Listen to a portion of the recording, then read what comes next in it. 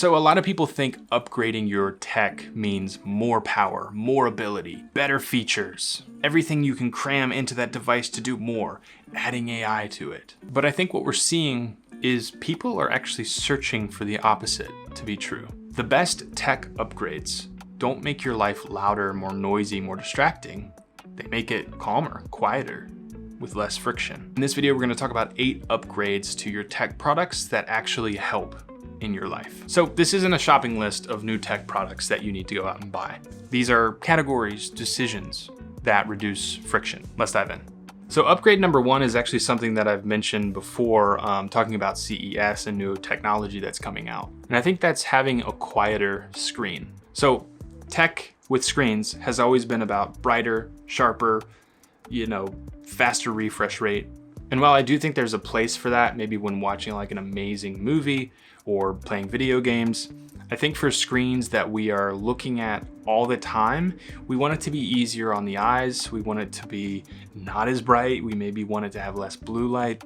So Apple sort of works on this with their whole like turning the screen yellowish orange throughout the day, but they're actually like using an e-ink tablet without a light on it at all is probably one of the best versions of this. So if you're doing a lot of reading on your smartphone, pick up like a small e-ink tablet or an e-reader. And there's actually companies like TCL who we've actually recently done a review of their latest note-taking device where they have it set up where it is easier on the eyes. It actually has like certification for that. It's got a matte screen protector. There's different brightness levels. You can yellow the screen a little bit if you want to.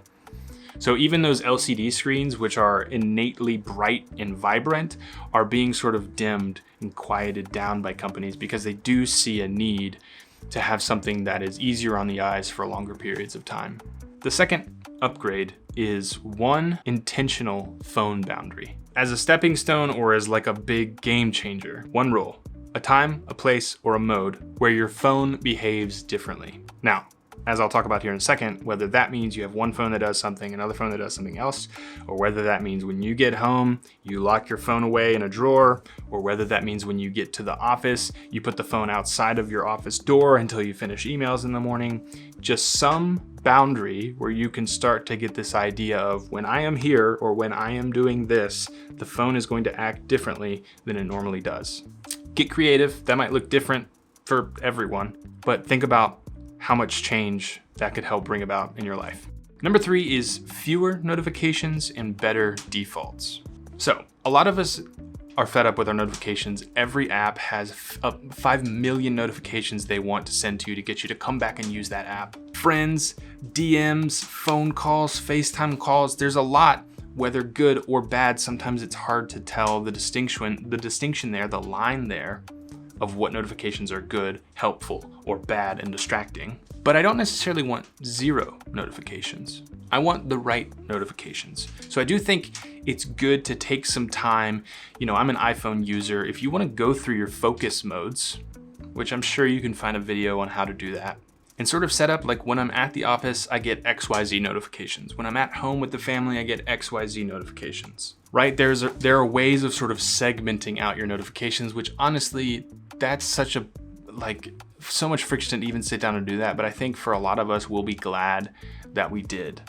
And honestly, I used to be one who subscribed to the idea of going through your phone and turning off all notifications and then slowly adding them back in when you realize you're missing things, which FOMO is a huge thing. But if I turn off Instagram notifications and then I hop on there tomorrow and I see I have 2 DMs from brands that want to work with me, I'm like, maybe I do need to have those notifications on, but maybe I only need to have them on during the working hours, right? So I do think taking some time to segment out notifications and picking the ones that truly matter is a great upgrade. So number 4 is one trusted input method. I have found this to be the case even across content creation. Some of us like to write. Some of us are great on camera. Some of us are good talking with others. So as you think of recording ideas or communicating with others, really any way you would input thoughts, ideas, words, I say pick a lane and stick with it. Stick with your best. Is it typing? Is it talking? Is it writing, handwriting? Pick one, trust it, stop switching between the 3 all the time.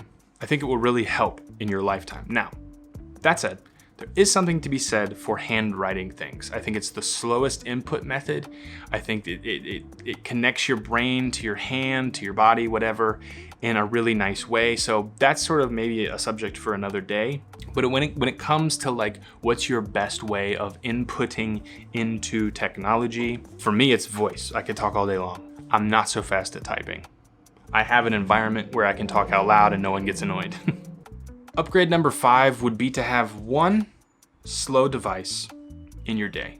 Whether that's an old iPod where you just listen to music, or that is something like a Kindle where you're just reading books, or maybe it is something like a dumb phone that's e-ink based, something that slows you down, makes you more thoughtful on, I don't need to write out paragraphs to people, I should just call them. Something that slows you down, like proper friction in your day. I think that's really helpful, and I think that's an upgrade in our wicked fast, right here, right now world that we live in. So upgrade number 6 is actually about charging, which seems kind of silly, but we want to look at better charging, not just faster charging.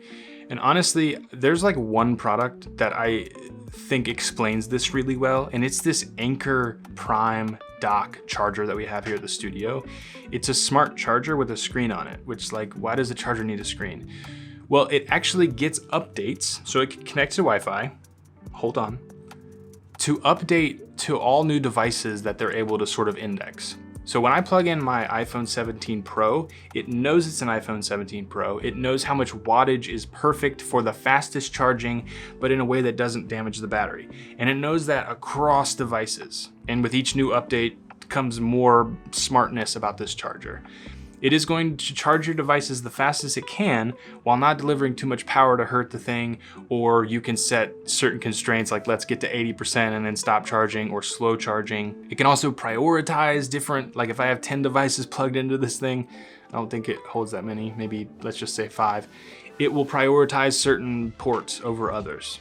So that's been like really exciting, especially here where we have a lot of tech, we have a lot of devices that need charging, our cameras, our iPads, our phones, our computers, you know, you name it. Having this device that like understands what we're trying to do in charging those devices is huge. I'll leave a link to that Anker Prime dock down below.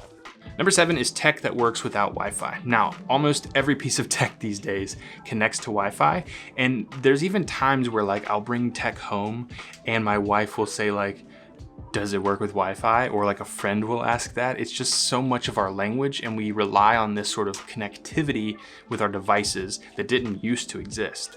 But if a device fully breaks when the internet drops out, it's fragile. And I know we're not as worried as maybe we used to be that like an EMP blast would wipe out our internet, or that we would be stuck in a place that doesn't have internet and oh no, does our device work? But I definitely think thinking intentionally about tech and how we use it, I'm thinking of things like a Kindle, where like, if I don't, you know, connect to Wi-Fi, can I still read a book? If I'm not able to connect to Wi-Fi, can I listen to my music, right?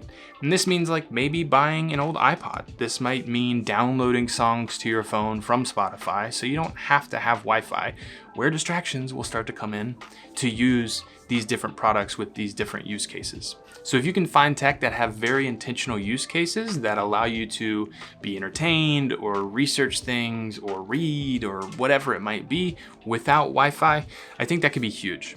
Then you can take that stuff on a camping trip with your family and have everything you need without the worry of not being connected. Upgrade number 8 is a design that you won't get tired of. So if you receive a tech product where you see it and you're like, that's really cool, but I don't really like the way they did that, you're just gonna notice that all the time. Or if it feels weird in your hand and you're like, yeah, it feels weird, but I'll get over it, right? These are things that are just gonna stay with you. Tech has to help you. It has to improve your life, not create more friction unless that's what you're going for, or hinder your life in some way. So make sure it's a design that you really can vibe with, because that will stick with you for the long haul. Calm tech may not impress you on day one. Maybe it will if you've never experienced it before. But the real power here is it impresses you 6 months later when you realize the intentionality, maybe the time it's given back, the purpose maybe it's given back to you in your life. This video has basically been about upgrading by downgrading in a way. But I think we're just seeing the trend that maybe that's what people need. It is what people need, in my opinion, and people are searching for that.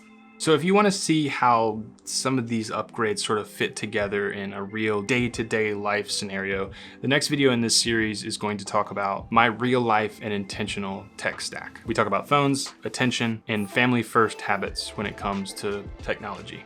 On this channel, we talk about tech that marries form and function. Our mission is to help you discover intentionally designed and well-made products that help you build a calmer, more focused life. So if that sounds cool to you, subscribe and like this video for more. Watch this video next. I think you're gonna love it. And we'll see you all in the next one.